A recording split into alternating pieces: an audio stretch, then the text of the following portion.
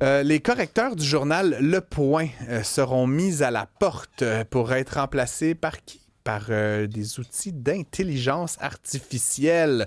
Est-ce que c'est le début de la fin pour beaucoup de métiers? J'en parle avec Damien Lefebvre, qui est un expert en technologie et qui nous parle en direct de Paris, donc qui est la maison mère de ce fameux journal Le Point. Bonjour Damien. Salut Francis. Alors je suis pas à Paris aujourd'hui, je suis à Lyon ce soir, je pars à Ah, Paris demain matin. écoute, ça, c'est pas très grave. On te prendra où tu seras dans l'Hexagone. Euh, comment réagis-tu spontanément à une nouvelle comme celle-là? Donc, un journal quand même important en France qui met à pied des travailleurs, des artisans de longue date pour les remplacer par une intelligence artificielle. Bah, je crois que c'est un signal d'alarme, mais ce que vit le point, on va tous le vivre au sein de nombreuses entreprises, institutions gouvernementales.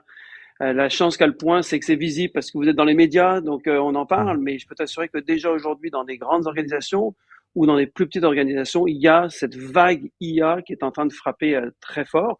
Alors, il y a du positif, hein, il n'y a pas que du négatif, je pense il faut pas le voir comme ça, mais il y a vraiment un changement majeur qui est en train de s'opérer. Je le vois, je suis en Europe en ce moment, on ne parle que de ça, d'engagement, d'adoption sur l'IA en ce moment.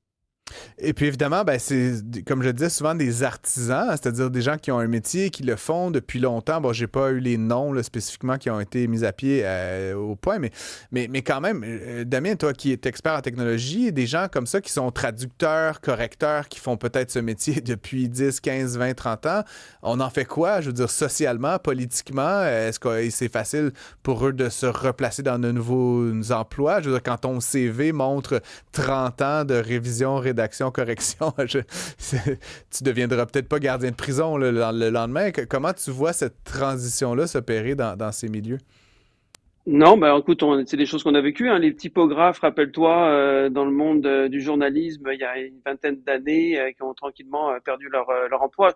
Non, je pense qu'au-delà de ça, ce qu'il faut faire, c'est que les organisations et les gouvernements doivent absolument aujourd'hui repenser leur façon de procéder, leur façon de faire.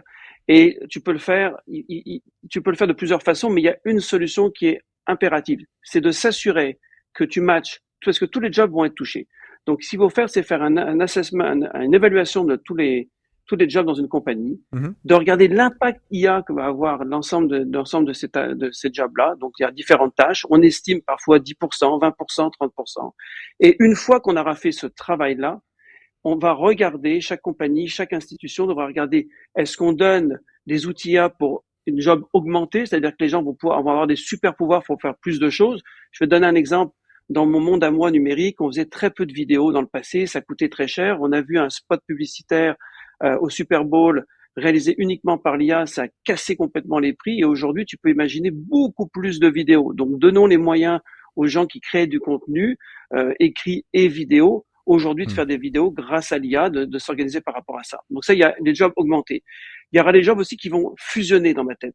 Tu as les product owners, là, donc des responsables de produits numériques, par exemple, qui font un job aujourd'hui où ils vont imaginer l'application, la dessiner, les différents cas d'usage, et après, souvent, la job est donnée au programmeur qui, lui, va développer. Mais Mhm. avec le vibe coding, où finalement un producteur numérique peut en fait créer avec un prompt l'application, bah, ça change complètement la game. Donc il va y avoir des fusions de jobs.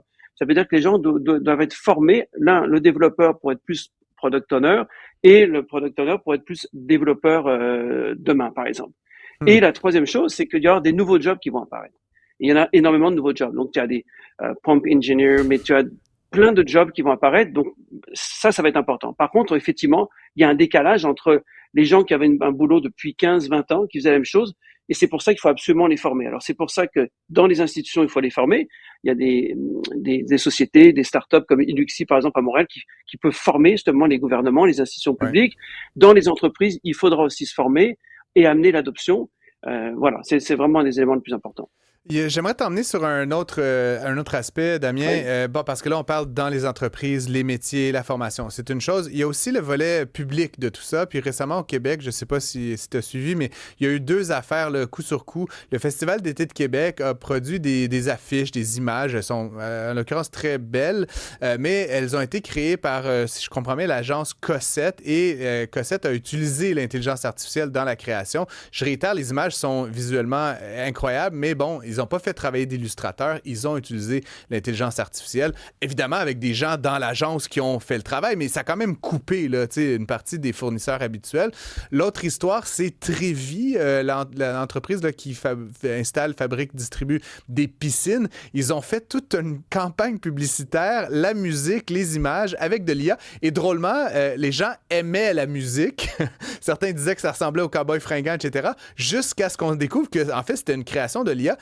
Et là où j'aimerais t'entendre, Damien, c'est parce que c'est comme on aime les choses, on trouve ça beau, on aime la musique, on danse, on chantonne, mais là, quand on apprend que c'est l'IA, soudainement, on est dans le domaine comme un peu moral où c'est inacceptable. Et qu'est-ce que tu fais justement de cette réaction qu'ont les gens, qu'a le public, quand on apprend que c'est de l'IA, que soudainement, peu importe que ce soit beau, que ce soit bon, que ce soit drôle, soudainement, c'est inacceptable. Est-ce que c'est une phase qu'on vit collectivement actuellement? Comment tu vois tout ça de ton point de vue d'expert?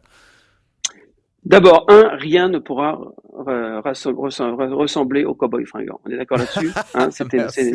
C'est bon, ça, on c'est prend pas bien possible. note à Ça, la c'est pas maison, possible. ouais. C'est notre groupe à nous, ça. Non, mais c'est un changement majeur. Et donc, effectivement, il n'y a pas le choix.